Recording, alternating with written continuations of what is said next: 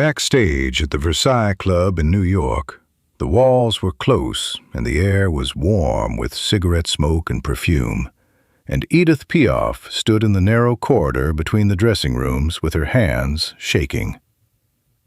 It was the winter of 1947. She was 32 years old, already famous in France, already the voice that half of Paris carried in its chest, and yet here, a few steps from an American stage, she looked like a woman who had wandered into the wrong life. Her small black dress hung on her like a borrowed thing. Her face was pale under the powder. And then a door opened, and Marlene Dietrich came down the corridor in a pale gown that seemed to gather all the light in the room, and without a word, she reached out and took Edith Piaf's trembling hands into her own. For a moment, neither of the two most famous women in that building could speak. Two icons, two legends, two women the whole world thought it knew, and between them, only silence and the small warmth of one pair of hands holding another. Something passed in that corridor that no photographer caught and no reporter wrote down. This is the story of that night, and of what one gesture, offered in a hallway no one remembers, did for a woman who was minutes from giving up. For Edith Piaf, who had clawed her way up from the pavements of Paris, this was a particular kind of cruelty. She had sung on street corners as a girl for coins dropped into a cap. She had been discovered outside a nightclub by a man who heard something in her voice that no one had bothered to notice before. She had buried people she loved and turned the grief into songs that made strangers weep in the dark. She had earned every inch of the ground she stood on, and now, in this bright and careless country, all of it seemed to count for nothing. She spoke almost no English.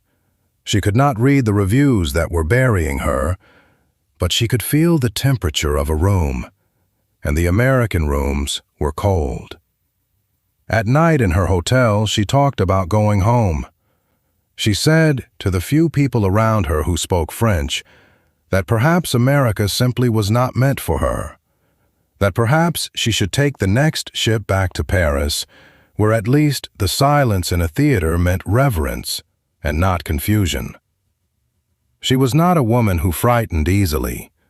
She had faced down hostile crowds and hard men and her own worst habits. But loneliness in a foreign country, night after night, in front of people who looked at her as if she were a mistake, was wearing her down to the bone. The hotel room was too large and too quiet. The telephone did not ring in a language she could answer. She would sit at the edge of the bed with her coat still on and count the reasons to leave, and the list grew longer every night. She was, in those weeks, closer to quitting than she had ever been, and no one who admired her from a distance had any idea how thin the thread had become. To understand why that touch mattered, you have to understand how badly America had gone for her. Edith Piaf had crossed the Atlantic in the autumn of 1947, expecting the welcome that Paris had given her for a decade. She was told that New York would love her, the way New York loved everything French and fashionable that season.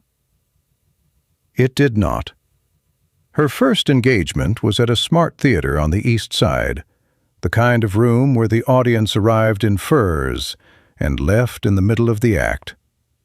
She walked onto that stage in her plain black dress, no jewels, no feathers, no orchestra swelling behind a glamorous entrance, and she began to sing in a language most of the room did not understand. The Americans had come expecting a French chanteuse, a postcard, a pretty woman in sequins singing something light. Instead, they got a small, unsmiling figure who stood almost still and poured out songs about dead lovers and cheap hotels and the streets of a city they had never seen. They did not know what to do with her. The applause was polite and thin. Some nights it was worse than thin.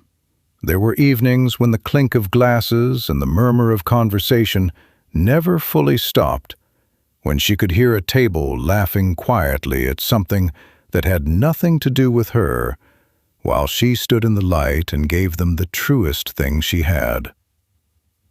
Word went around the smart set that the little French singer was a disappointment, that she was too grim, too strange, too poor-looking for a supper club, that she should have brought an orchestra and a gown and left the sad songs in Paris. And in a city that decided reputations over one weekend, that word could have ended everything before it had truly begun. So Marlene Dietrich began to appear, not on the stage, but in the seats and in the wings, and at the small tables near the front where everyone could see who was watching. She came to the Versailles, the intimate nightclub where Edith Piaf had been booked after the first cold engagement, a room of low ceilings and closer tables where a voice like hers could finally reach people at the range it was built for.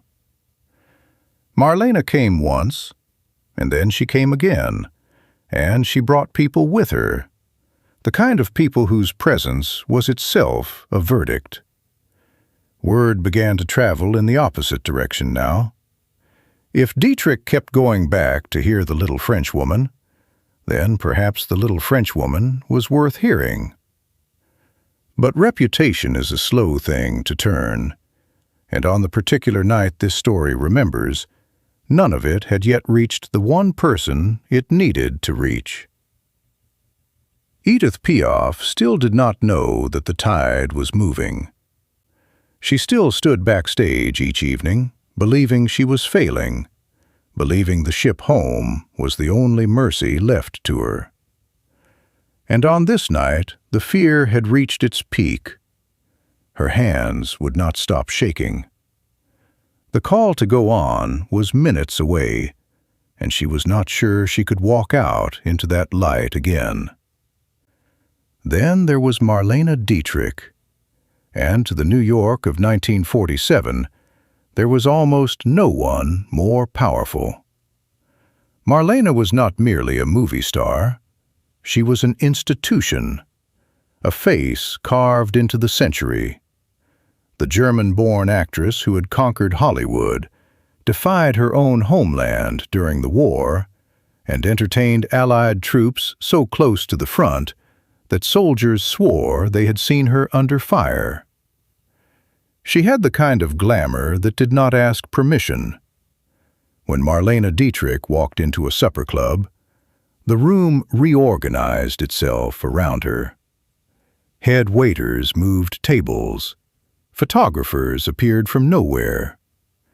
Her opinion could make a restaurant fashionable or a performer's season. And Marlene, for all the cool marble of her public image, had a fierce and unexpected tenderness for people she believed in. She had heard Edith Piaf sing. She had not heard a novelty or a curiosity. She had heard in that small, trembling body one of the greatest voices she would ever encounter.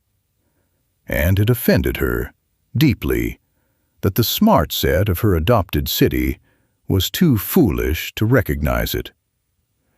Marlene knew something about being underestimated on foreign soil.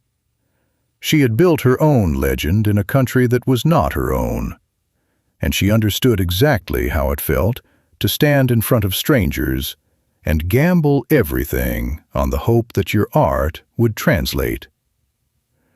She looked at Edith Piaf, and she did not see a curiosity from Paris. She saw a fellow exile, a rival in stature, and an equal in courage. And she recognized in her the same stubborn refusal to soften into something easy.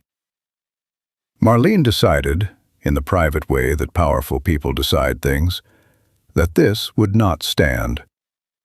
She would not let Paris's greatest voice be laughed out of America by people who did not deserve to be in the same room.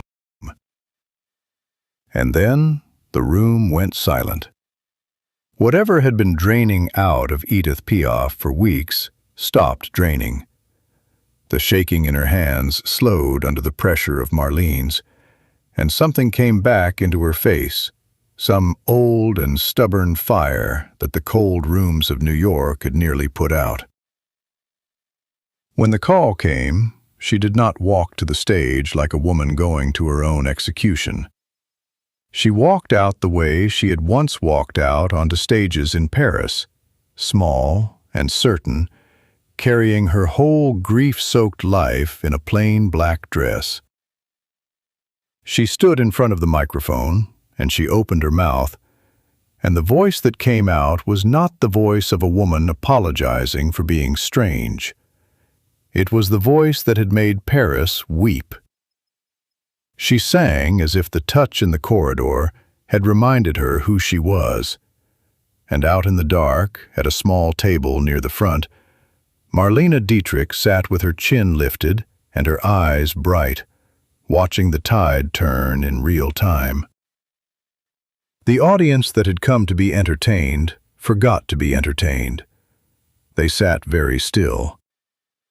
When she finished, there was that particular kind of silence that is worth more than any ovation. The silence of a room that has just understood it is in the presence of something it will tell its grandchildren about. And then the applause broke, and it was not thin, and it was not polite, and it did not stop. That was the moment Marlene Dietrich found her. She came backstage, past the waiters and the stagehands, down the narrow corridor, moving with the certainty of a woman who had never in her life waited to be invited anywhere. She found Edith Piaf standing against the wall, small and shaking and close to tears. A great artist reduced to a frightened girl by weeks of quiet defeat. Marlene did not offer a speech. She did not tell her that the reviews would turn or that America would come around, because words in a language Edith barely spoke would have meant nothing in that hallway. Instead, Marlene did the one thing that needed no translation. She stepped close, and she reached down, and she took both of Edith Piaf's trembling hands and held them still inside her own. She held them the way you hold something you are afraid to drop. Her rings were cool against Edith's cold fingers, and her grip was steady, and it did not loosen. And she looked at her, this legend looking at this legend, and in that look was everything the words could not carry. You are not alone here. I crossed an ocean too. I heard you when the others were too deaf to listen. I know exactly what you are, and what you are is rarer than anything in this whole shining city. Do not you dare give up now, not tonight, not with me standing here. The corridor went quiet around them. The stagehands looked away, understanding without being told that they were standing at the edge of something private and enormous. That night became the hinge on which Edith Piaf's America turned. The tide that Marlene had started to move kept moving, and within that season, the same city that had nearly sent her home was calling her a marvel, filling the Versailles, extending her engagement, discovering all at once what Paris had known for years. She would return to America again and again over the following decade, and she would sing in its greatest halls, and the country that had almost broken her would come to love her without reservation. But the friendship that began in that corridor outlived all of it. Marlene Dietrich and Edith Piaf remained close for the rest of Piaf's life. When Edith married a few years later, it was Marlene who stood beside her as her witness, in white gloves, watching over her little friend the way she had watched over her that frightened night at the Versailles. Marlene called her La Môme, the kid, with a tenderness she gave to almost no one. Neither of them ever made a great public story of the moment in the hallway. It was too small for the newspapers and too large for words. But those who were there never forgot the sight of the two most famous women in the room, standing in a narrow corridor, holding hands in silence. One of them giving the other the only thing that could not be bought in that glittering city: the simple, immense permission to be exactly what she was. Edith Piaf sang for another 16 years, and somewhere underneath every triumph that came after, there was a night in New York when she almost went home, and a pair of hands that would not let her.